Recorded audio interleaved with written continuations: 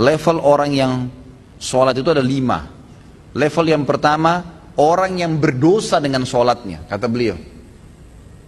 Siapa ini orang yang berdosa? Orang yang sholat tidak sama sekali memberikan haknya.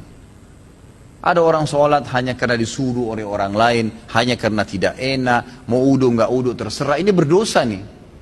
Percuma dia sholat, dia berdosa. Karena di sini riya. Nah, itu. Dan tidak ada hubungannya dengan Allah SWT, malah berdosa dengan sholatnya. Ada orang yang kedua, sholat tapi nggak dapat pahala.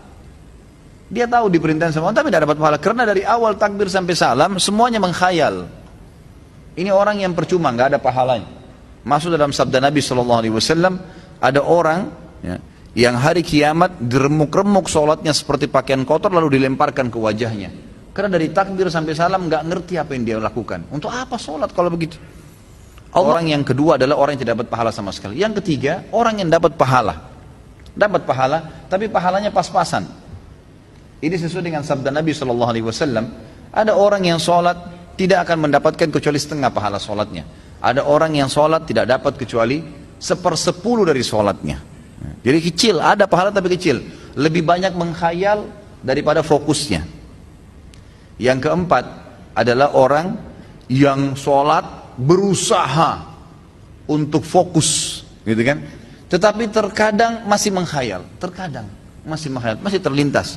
Maka ini lebih dominasi pahala yang dia dapatkan daripada hilangnya pahala. Karena kalau kita lagi baca Al-Quran atau kita lagi baca bacaan sholat, kemudian kita fokus, dapat konsentrasi, ikutin bacanya, dapat pahala terus per hurufnya, gitu kan? Pergerakan juga ada pahalanya. Tapi pada saat kita baca terus kita nggak sadar lagi menghayal, cuma lisan kita karena sudah terbiasa membaca, jadi ngucapin kena rutinitas, itu nggak ada pahalanya, gitu kan? Itu nggak ada pahalanya. Orang yang keempat ini adalah golongan orang yang dapat mayoritas pahala sholatnya, tapi masih ada yang hilang. Bedanya tadi dengan orang yang ketiga, mayoritas pahalanya hilang, cuma sedikit yang dia dapatkan, gitu kan? Terbalik. Yang kelima ini yang luar biasa. Orang yang sholat semuanya dari takbir sampai salam fokus.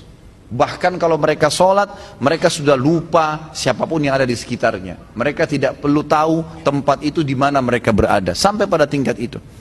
Abu Sa'id Al-Khudri radhiyallahu anhu dikatakan dalam riwayat dan masuk dalam poin yang kelima ini. Jadi bukan jangan antum jangan anda katakan oh susah orang kalau fokus sholat, itu nggak ada susahnya. Asal dia mau, dia tahu dulu nilainya kadar sholat itu. Abu Sa'id Al-Khudri berkata radhiyallahu anhu, saya pernah disuruh oleh Nabi SAW menjaga pasukan di malam hari dan Nabi SAW sedang tidur bersama dengan pasukan. Maka saya pun sholat di semak belukar. Pada saat saya lagi sholat, tiba-tiba ada mata-mata musuh dari jauh itu yang memanah ke arah saya dan tepatnya jatuh di jantung saya. Di tengah-tengah dadanya jatuh di jantungnya. Dia bilang lalu keluar darah. Tetapi pada saat itu saya sedang sangat menikmati surah Al-Kahfi yang saya baca. Sehingga saya tidak merasakan perihnya dan sakitnya anak panah itu. Tetap baca surah Al-Kahfi dengan tenang. Al-Kahfi mengalahkan itu semua, gitu kan? Lalu kemudian dia berkata, mata-mata itu melepaskan lagi anak panah yang kedua. Dilepaskan anak panah kedua, jatuh tepat di sebelahnya anak panah pertama, tergores, keluar darah lagi. Tetap saya masih belum merasakan sakitnya karena nikmatnya membaca surah Al-Kahfi. Sampai musuh itu melepaskan 9 atau 10 anak panah. Sasarannya semua hampir sama, di jantung. Dia bilang, kalau bukan karena saya khawatir, ini sudah mulai berat, ini 10 anak panah di dadanya. Dia bilang kalau bukan saya khawatir saya terbunuh dengan anak panah selanjutnya, kemudian Nabi SAW dan sahabat-sahabat yang lain akan dibunuh oleh musuh, demi Allah saya akan selesaikan sholat saya dengan surah Al-Kahfi.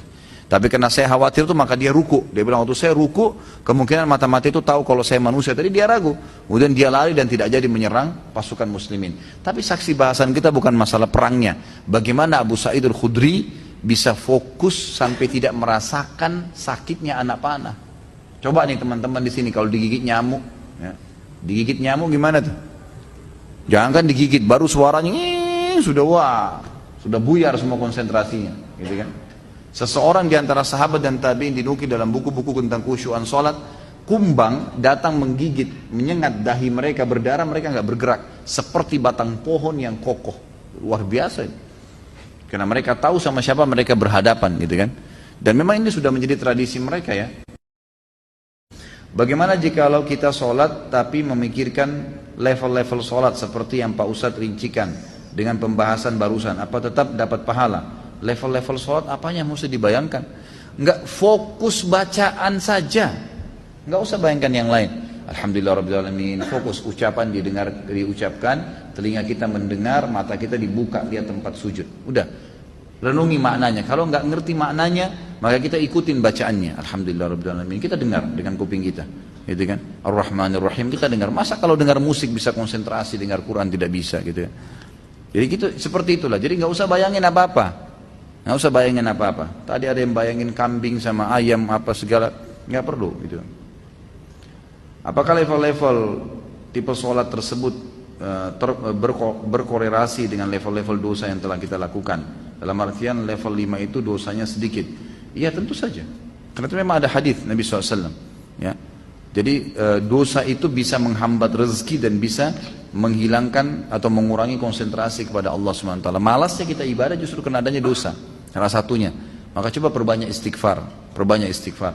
Saya punya pengalaman pribadi, pernah saya belajar waktu saya masih SMA kelas 3 di kota Madinah pada waktu itu tahun 1993. Kemudian saya di masjid kampus lagi menghafal materi balaghah. Memang agak sulit waktu itu materinya. Saya coba hafal nggak bisa, lupa terus. Saya juga kalau sholat, gitu kan, sering kadang-kadang tidak konsentrasi, lebih banyak menghayalnya. Subhanallah, ada teman dekat saya, Dr. Muhammad namanya, sekarang baru selesaikan S3-nya doktornya, adik kandungnya Dr. Sulaiman Raheli, sahabat dekat saya, gitu kan. Maka beliau datang ke saya dan mau mengajar. Waktu itu beliau tingkat 2 kuliah di kuliah hadis, ngajar saya. Sebelum buka buku balaghah itu, saya dari asar nih sudah baca nggak faham-faham, dari habis duhur malah, pulang dari kelas ujian saya baca sampai menjelang isya belum faham. Habis isya dia datang ngajar saya, terus saya tanya, akhi, apa sih sebenarnya penyebabnya? Saya kalau sholat nggak konsentrasi, baca buku nggak bisa hafal-hafal. Dia ucapin kalimat subhanallah menyentuh saya. Dia bilang mungkin kamu masih punya dosa. Padahal waktu itu saya masih kelas 3 SMA dan ini teman-teman perlu tahu ya, saya SMA itu di Madinah. Di Madinah itu nggak ada bioskop, nggak ada karaoke, perempuan semua bercadar pakai jilbab. Hiburan kami itu dulu kampus, Masjid Nabawi, gitu kan. Kalaupun kita masuk ke mall, ke pasar-pasar nggak ada musik, beli kebutuhan. Kemudian pulang ke kampus, nggak ada celah yang kita katakan ada dosa kayak di Indonesia. Orang yang masya Allah SMA-nya di sini luar biasa kemana-mana. Tapi itu saja masih cukup membuat saya tidak bisa khusyuk gitu. Lalu dia bilang, coba akhi, ente istighfar kepada Allah SWT, kemudian coba sholat, ya kan? Mungkin tujuan dia waktu itu mengajak untuk sholat taubat ya. Ada hadis Nabi SAW riwayat Abu Daud dengan sanad hasan. Tidak ada seorang hamba yang berbuat dosa, kemudian dia berwudu, lalu dia sholat 2 rakaat, lalu dia beristighfar, kecuali Allah ampuni dosanya. Maka saya astagfirullah wa atubu ilaih, saya berdiri, saya sholat, waktu itu 2 rakaat menghadap kiblat, subhanallah. Begitu saya salam, ini pengalaman pribadi. Begitu saya salam, saya belajar dengan dia setengah jam, buku itu saya fahami. Setengah jam buku itu saya faham. Bahkan saya hafal hal-hal yang tidak saya hafal sebelumnya, yang sudah mungkin 6 jam saya belajar, gitu kan. Subhanallah. Saya jadikan patokan, ternyata memang dosa bisa jadi penghambat itu. Maka makin pekah, makin dekat dengan Allah SWT, maka makin berpengaruh kehusyuan tentunya.